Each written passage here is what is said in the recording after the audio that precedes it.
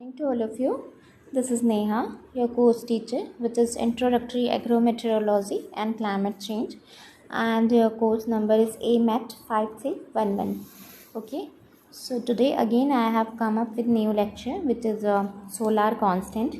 Okay, so our today's topic is solar constant and short wave and long wave radiation. ठीक है, short wave long wave radiation क्या है ये हम समझेंगे, एंड सोलर रेडिएशन क्या है ये हम देखेंगे. ठीक है, तो this is all about the theory portion. ठीक है, इन आर सिलेबस ये पूरा थ्योरी है, आपको ध्यान में रखना है और याद करना है आपको.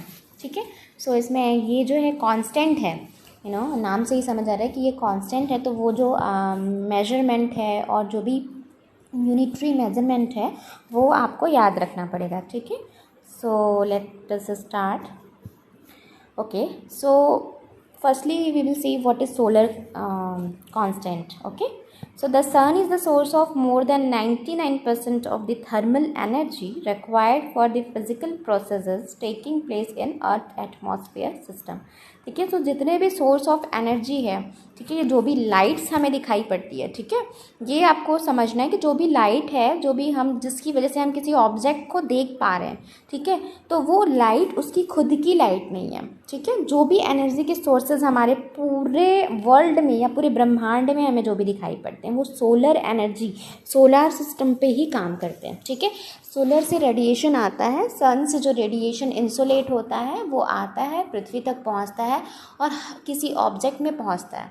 ठीक है, ऑब्जेक्ट से रिफ्लेक्ट होके हमारी आंखों तक पहुंचता है, फिर वो ऑब्जेक्ट से हमारी आंखों पे हमारी आंख उसको डिटेक्ट करती है, फिर वो ट्रांसमिट होके उस ऑब्जेक्ट तक पहुंचता है, वापस से सन रेडिएशन के पास वो पहुंचता है, तब वो ऑब्जेक्ट हमें दिखाई पड़ता है. ठीक है, तो ये एक नेचुरल हमारे आईज़ में ऐसे लेंसेज बने हैं. ठीक है, हमारे कॉर्निया में, हमारे रेटिना में वो डेवलप है कि हम उस ऑब्जेक्ट को देख पाते हैं, सेंस कर पाते हैं, हमारा दिमाग उसको समझ पाता है कि ये क्या है, इसका कलर क्या है, रेडिएशन कैसे आ रही है. ठीक है, सो ऑल सोर्सेज ऑफ 99%, 99.99% जितनी भी थर्मल एनर्जी हम देख रहे हैं, ठीक है, जो फिजिकली जो भी प्रोसेस्ड हो रही हैं, वो सारी एनर्जी जो है एटमॉस्फेयर में वो कहाँ से आती है, सन से आती है. Okay, so every minute the sun radiates approximately 556 into 10 to the power 2 calories of energy. Okay, so this is important. 56 into 10 to the power 2 calories energy जो है हर एक मिनट में सन अपने से, मतलब अप्रॉक्सीमेटली है ये कि हर अपने से वो रेडिएट करता है. तो अगर आप सोलर कांस्टेंट को समझना चाहें, ठीक है, तो अगर आप सोलर कांस्टेंट क्या है अगर आप समझें, तो सन से जो भी रेडिएशन आ रही है, ठीक है, सन से कोई भी किरणें आ रही है, वो जो वायुमंडल सतह में पहुंच रही है, ठीक है, एटमॉस्फेरिक लेयर में पहुंच रही है. ठीक है, वो एटमॉस्फेरिक लेयर में पहुंचने के बाद अगर हम सोलर कांस्टेंट को डिग्निफाई कर पाएँ, डिफाइन कर पाएँ, तो हम उसको इस तरीके से देखेंगे कि सूर्य से आने वाली किरणें किसी प्रति इकाई क्षेत्र में पड़ती है किसी प्रति मिनट के लिए. ठीक है, तो जितनी वो रेडिएशन उस प्रति इकाई क्षेत्र में पड़ती है वो जो है वो क्या है, सोलर कांस्टेंट है, उसको हम सोलर कांस्टेंट कहते हैं. ठीक है, तो सोलर कांस्टेंट की वैल्यू जो होती है वो अबाउट 2 वर्ग सेंटीमीटर जो है उसका जो वायुमंडलीय क्षेत्र में इतना नापा गया है. ठीक है,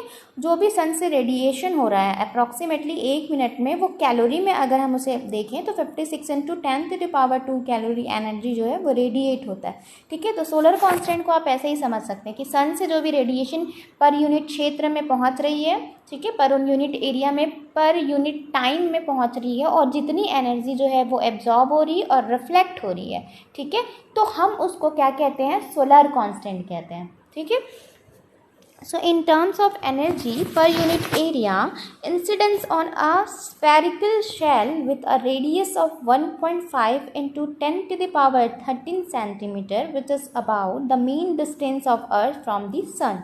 Okay, and concentric with the Sun, this energy is equal to, means solar radiation is equal to 56 into 10 to the power 2 calorie per minute. Okay, per minute by 4 pi, which is 1.5 into 10 to the power 13 centimeter square is equal to 2. 2, ठीक है, it is equal to 2 langley, मतलब वर्ग metre में अगर आप उसको नापें तो 2 वर्ग metre per unit, per unit minute में, मतलब 1 मिनट में उतना एनर्जी पर वर्ग मीटर में, मतलब ठीक है, वो एनर्जी पड़ रहा है, वो सोलार कांस्टेंट है। तो विच इज़ कांस्टेंट, तो ये आपको याद रखना पड़ेगा, ठीक है, कि अगर सोलर से रेडिएशन जो भी है कितनी एनर्जी हो रही, तो 56 इंटू 10⁻² कैलोरीज एनर्जी लगभग, ठीक है, अप्रॉक्सीमेटली अबाउट एनर्जी जो है वो क्या हो रही है, आ रही है, ठीक है। और अगर हम इसे समझें तो वैसे ही समझ सकते हैं कि पर यूनिट एरिया में पर यूनिट टाइम के लिए जितनी एनर्जी पेनिट्रेट होकर हमारे एटमॉस्फेयर, हमारे अर्थ तक पहुंचती है, ठीक है, और वो एनर्जी फिर वापस से क्या होती है, रिफ्लेक्ट होती है। तो जो भी वैल्यू है, ठीक है, जो भी एनर्जी जो आ रही है उसको हम क्या बोलते हैं, सोलर रेडिएशन, सोलर कांस्टेंट बोलते हैं। Okay, so moving on, whereas is solar constant, ठीक है, जहाँ पे ये जो था एस जो है वो सोलर कांस्टेंट है, is the flux of solar radiation at the outer boundary of the अर्थ, ठीक है, जो आउटर बाउंड्री मतलब एटमॉस्फेयर को पेनिट्रेट करके जो हमारे पृथ्वी तक पहुंच रही है, ठीक है, तो उस outer boundary of the earth atmosphere receive on a surface held perpendicular to the sun direction at the mean distance between the sun and earth, ठीक है, जो मैंने बताया आपको कि जो भी सन से रेडिएशन आएगी पृथ्वी तक एटमॉस्फेरिक लेयर को पेनिट्रेट करके पृथ्वी के बाहरी आवरण में जो भी पड़ेगी, ठीक है, आउटर लेयर ऑफ द अर्थ में जो भी पड़ेगी, ठीक है, वो सीधी आ रही है, which is surface to perpendicular to the earth, to the sun direction, to the earth, our earth, and the mean distance between earth and sun, which is called the solar radiation, ठीक है, उसको हम solar radiation कहते हैं। So solar constant is not a true constant, ठीक है, ये एक अप्रॉक्सीमेटली मतलब मेजरमेंट है, अप्रॉक्सी हम इसको बोल सकते हैं कि ये इतना हो सकता है, ठीक है।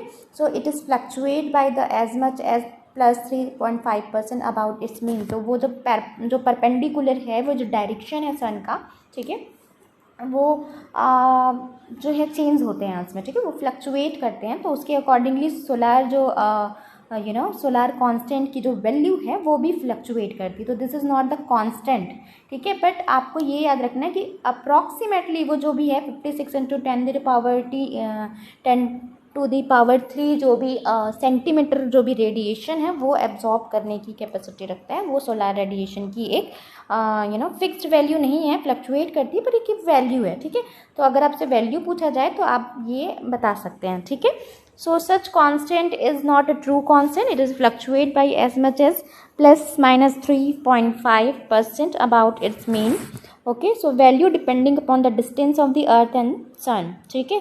सो डिस्टेंस वो जो परपेंडिकुलर जो भी बन रहा है, ठीक है, जो लंबावत ऊर्ध्वाधर जो भी रेखाएं बनती है इक्वेटर और पोलर रीजन पे through the distance between our sun and earth, ठीक है, तो वो उसके थ्रू क्या होता है, फ्लक्चुएट करता रहता है। Okay, then value is 2 calorie per centimeter per minute, which is 1.92 and 2.02.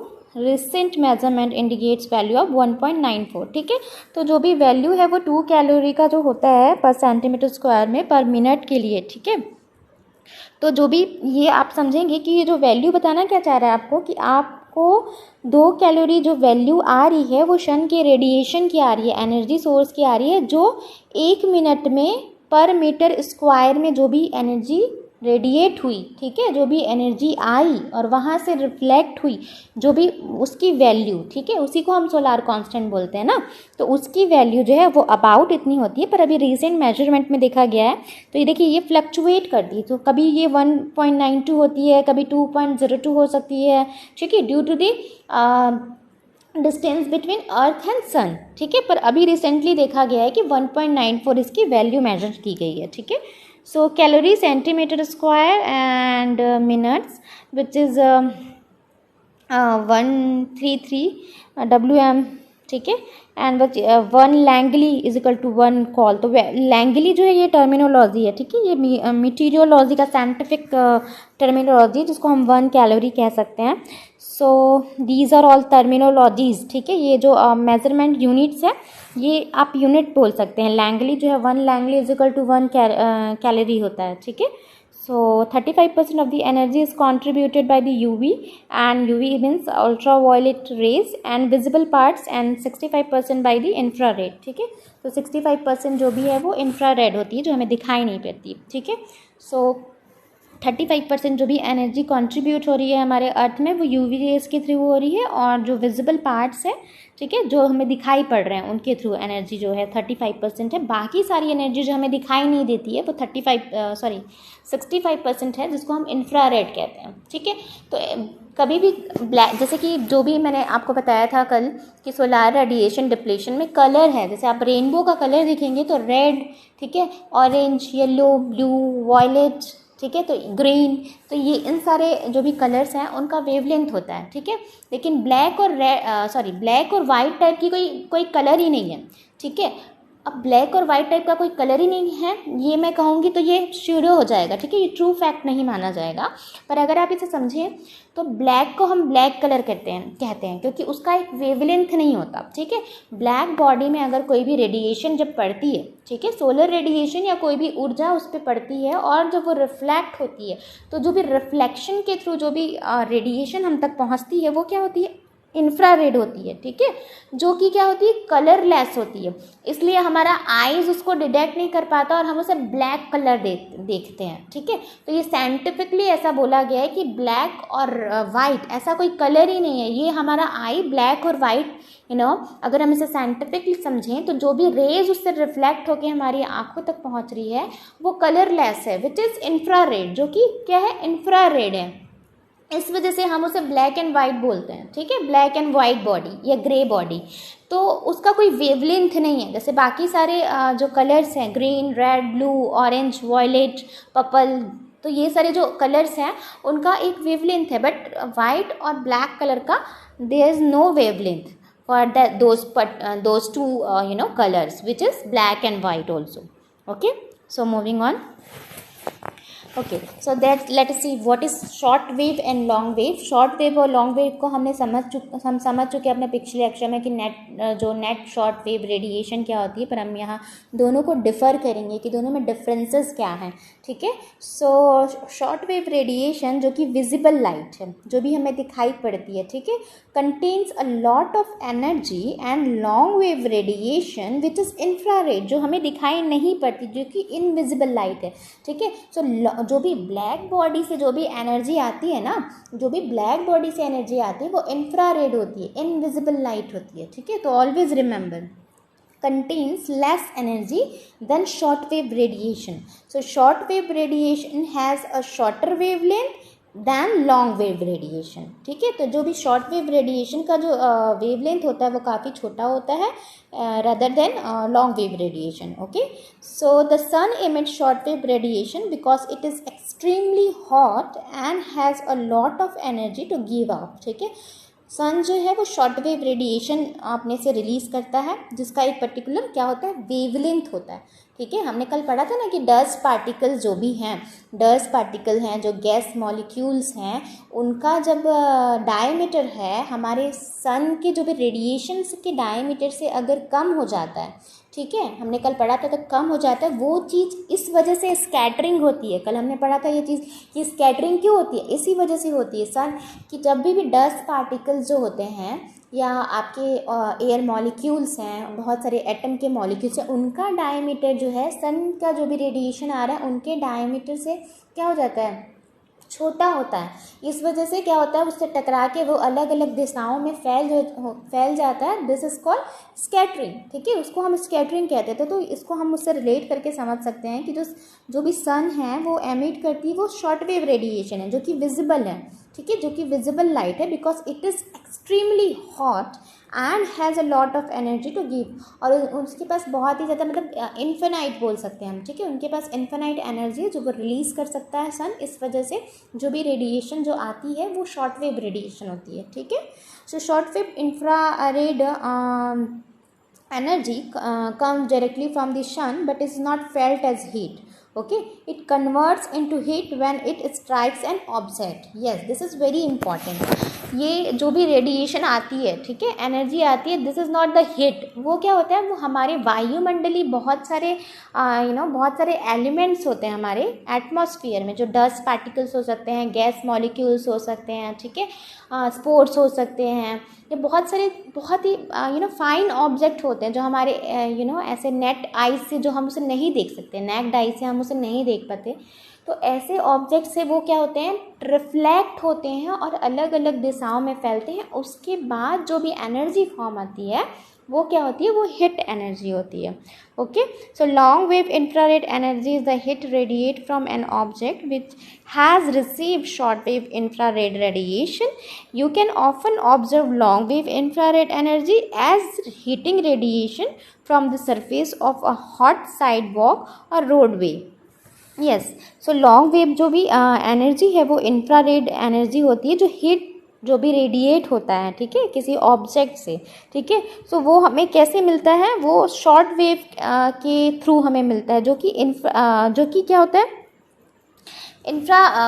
Visible light होता है, ठीक है। लेकिन जो हिट हमें जो मिल रही है, जो हमें दिखाई नहीं पड़ती है, आप हिट महसूस करते हैं, वो सेंस करते हैं ना, आपको हिट दिखाई पड़ती है क्या, नहीं पड़ती, वो सेंस करते। तो आप जो सेंस करते हैं, जिस भी एनर्जी को आप सेंस करती है आपकी बॉडी, वो क्या होती है, वो इंफ्रारेड होती है। क्यों, क्योंकि वो इनविजिबल होती है। जो किसके थ्रू आती है, लॉन्ग वेव रेडिएशन के थ्रू आती है, किसी भी ऑब्जेक्ट से टकरा के जो आती है, हिट में फॉर्म हो के आती है, जो हम सेंस करते हैं, महसूस करते हैं, देख नहीं सकते, वो जो है वो लॉन्ग वेव रेडिएशन है, ठीक है।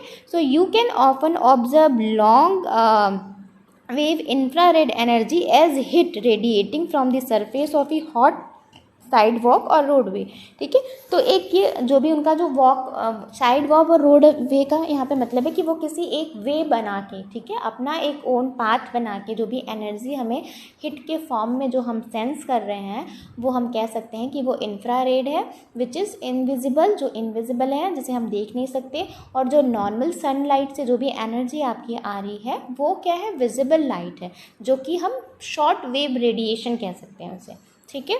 तो दोनों में डिफरेंसेस है कि आप कह सकते हैं short wave radiation is a visible right, and long wave radiation is the infrared which is not invisible, ठीक है। सो इनविजिबल हम कैसे उसको महसूस करते हैं कि वो इंफ्रारेड है, हिट के थ्रू। क्यों, क्योंकि वो हिट फॉर्म हो जाता है, बट डस्ट पार्टिकल से किसी ऑब्जेक्ट से टकराती है वो चीज़ें, और हम तक अगर हम वो सेंस कर रहे हैं, तो वो क्या है, इंफ्रारेड है, ठीक है। तो आप देखेंगे आजकल बहुत ज़्यादा गर्मी जो है बढ़ती जा रही है, एटमॉस्फेयर का टेम्परेचर बहुत ज़्यादा हिट हो जा रहा है, ठीक है। तो ये सारी चीज़ें क्यों हो रही है, इंफ्रारेड रेडिएशन की वजह की, which is very harmful for human body, for all of us, ठीक है, हम सब के लिए बहुत हार्मफुल है। तो ये भी एक कारण है रेडिएशन का, ठीक है। सो moving on, long wave radiation, out going long wave radiation क्या है, जो वापस से जाती है लॉन्ग वेव रेडिएशन, वो क्या है। So after being heated bye solar radiation the earth become source of radiation, ठीक है।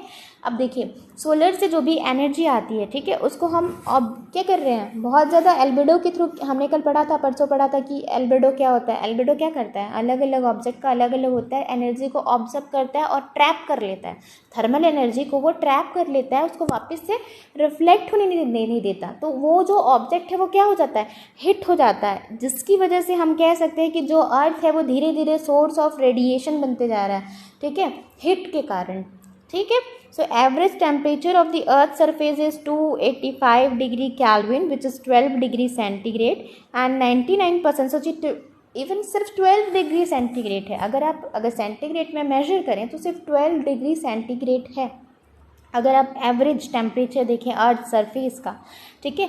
अब सोचिए पहले और भी कम था, अब हमें सिर्फ 12 डिग्री सेंटीग्रेड अर्थ सरफेस में जो भी टेम्परेचर है एवरेज, जिसकी वजह से हमें इतनी गर्मी और इतना मतलब रेडिएशन सोर्स इतना बढ़ गया। तो देखिए ये दिन प्रतिदिन अगर इंक्रीज़ करता जाए तो एक दिन पृथ्वी क्या होगी, बर्न हो जाएगी, जलने लगेगी, इतना टेम्परेचर बढ़ जाएगा, इजंट इट। सो यही है कि 285 डिग्री कैल्विन में अगर हम देखें तो kelvin 285 degree kelvin average temperature है हमारे अर्थ का, और अगर हम सेंटीग्रेड में देखें तो 12 डिग्री सेंटीग्रेड हमारे अर्थ का अप्रॉक्सीमेट एवरेज टेम्परेचर है, ओके।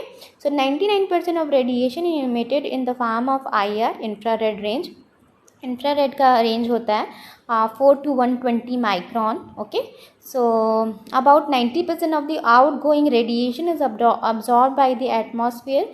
ठीक है, सो क्या हो रहा है, जो भी आउट गोइंग रेडिएशन है जिसे वापस से जाना चाहिए, ठीक है, अगर हम देखें कि कोई भी एनर्जी आ रही है जो रिफ्लेक्ट होके हमारे अर्थ से वापस से स्पेस पे जाएगी, ठीक है, जो ऐसा होना चाहिए पर जनरली ऐसा हो नहीं रहा है. तो 90% जो एनर्जी है, जो आउट गोइंग एनर्जी है, उसको हमारा अर्थ सरफेस जो है वो एब्जॉर्ब कर ले रहा है. ठीक है, हमारे एटमॉस्फेयर के द्वारा वो एब्जॉर्ब हो जा रहा है. So water vapour absorb in wavelength of 5.3 to 7.7 micron और बियॉन्ड 20 माइक्रॉन. ठीक है, सो वाटर वेपर बहुत ही, जो वाटर बॉडी है, ठीक है, वाटर वेपर तो करता ही है, वाटर बॉडी बहुत ही ज़्यादा गुड एब्जॉर्बर होता है. ठीक है, बहुत ज़्यादा एब्जॉर्ब करने की कैपेसिटी होती है उसकी. ठीक है, इसी वजह से हमारे जो ग्लेशियर्स हैं वो मेल्ट डाउन होते जा रहे हैं, क्योंकि वो बहुत सारे एनर्जी को ट्रैप कर लेते हैं, थर्मल एनर्जी को, और वापस से उनको रिफ्लेक्ट होने नहीं देते. ठीक है, तो इस वजह से तो जो वाटर वेपर जो है वो अबाउट 5.3 to 7.7 माइक्रॉन वेवलेंथ तक के एनर्जी जो रखते हैं, जो रेडिएशन, उनको एब्जॉर्ब कर सकता है. ठीक है, तो ये लॉन्ग वेव रेडिएशन था. देन ओजोन जो है, अब ओजोन कितने रेडिएशन को एब्जॉर्ब कर सकता है, तो वो 9.4 to 9.8 माइक्रॉन. देन CO2 जो है वो 13.11 to 16.9 micron. Then clouds in all wavelength. ठीक है, तो क्लाउड्स तो ऐसा है जो सारे वेवलेंथ, जो भी वेवलेंथ की एनर्जी आएगी उसको एब्जॉर्ब करने की कैपेसिटी रखता है. ठीक है, so long wave radiation is capped to the space between 8.5 and 11 micron and this is known as the atmospheric window. This is very important. So long wave radiation जो है, और जो भी लॉन्ग वेव रेडिएशन का जो भी पलायन हो रहा है, स्कैपिंग हो रही है जो भी, ठीक है, सो वो जो है स्पेस से, जो भी स्पेस के बीच में और हमारे अर्थ के बीच में जो लॉन्ग वेव रेडिएशन जो कि 8.5 to 11 माइक्रॉन तक का वेवलेंथ अपने में रखता है, उसको हम एटमॉस्फेरिक विंडो बोलते हैं. ठीक है, क्योंकि खिड़की सी बन गई है एटमॉस्फेयर में, हमारे स्पेस और एटमॉस्फेयर के बीच में. ठीक है, जो लॉन्ग वेव रेडिएशन को क्या करता है, जहाँ उनका वे बना हुआ है, ठीक है, जहाँ उनके पलायन करने के लिए एक वे बना हुआ है, एक रास्ता बना हुआ है, तो उस रास्ते को हम क्या कह सकते हैं, atmospheric window. So atmosphere of the spectrum act as transparent medium instead of absorbing. ठीक है, this spectral region is use in microwave remote sensing to monitor the features of the sky in case of overcast sky. ठीक है, तो ये जो spectrum जो भी आती है रेडिएशन के थ्रू, जो भी फ्लक्चुएट होती है, जो भी आवृत्ति बनती है वेवलेंथ की, ठीक है, सो ये क्या होता है, एब्जॉर्ब, जो ये एक ऐसा मीडियम है जो ट्रांसपेरेंट मीडियम है, एब्जॉर्प्शन करने का नहीं है, ट्रांसपेरेंट मीडियम है, जो कि जो भी वेव्स होती हैं, ठीक है, जो MW है, माइक्रोवेव है, और रिमोट सेंसिंग है, इसमें इसका हम मॉनिटरिंग करते हैं स्काई में. ठीक है, सो ये एक चीज़ है. And the large part of the radiation absorb by the atmosphere is send back to the earth surface as counter radiation. This counter radiation prevent the earth surface from excessive cooling at night. ठीक है, तो एक हम देखते हैं कि बहुत सारे जो रेडिएशन है उसको हमारा एटमॉस्फेयर जो है वो वापस से नहीं भेजता है, सेंड बैक नहीं करता अर्थ सरफेस से. ठीक है, उसी को हम काउंटर रेडिएशन कहते हैं. ठीक है, क्या कर लेता है, उसको एनकाउंटर हो जाता है उसका. ठीक है, उसको अपने पास ट्रैप कर लेता है, वो उसे वापस से नहीं जाने देता.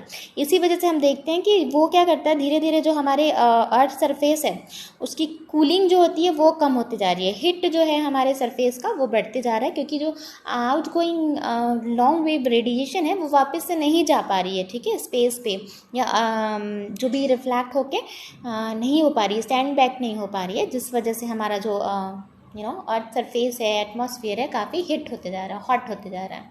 ठीक है, सो आज के लिए बस इतना ही. हमने देखा कि लॉन्ग वेव और शॉर्ट वेव रेडिएशन में डिफरेंसेस क्या हैं, हम किसे समझ सकते हैं कैसे, कि लॉन्ग वेव रेडिएशन अगर हमसे कोई पूछे तो हम बता पाएँ कि this is long wave radiation, जो कि हम देख नहीं सकते, जो कि इनविजिबल है, जो कि इंफ्रारेड है. Okay, and what is short wave radiation, ऐसा रेडिएशन जो विजिबल लाइट है, विजिबल लाइट से जो रेडिएशन जो भी रिफ्लेक्शन हो रहा है, एब्जॉर्प्शन रिफ्लेक्शन जो भी हो रहा है, जो हम अपने नेकेड आई से देख सकते हैं. ठीक है, तो वो क्या है, शॉर्ट वेव रेडिएशन है. जो भी सन से एनर्जी आ रही है, रेडिएशन आ रहा है, वो किस फॉर्म में आ रहा है, शॉर्ट वेव रेडिएशन के फॉर्म में आ रहा है. ठीक है, तो हम इसको ऐसे समझ सकते हैं.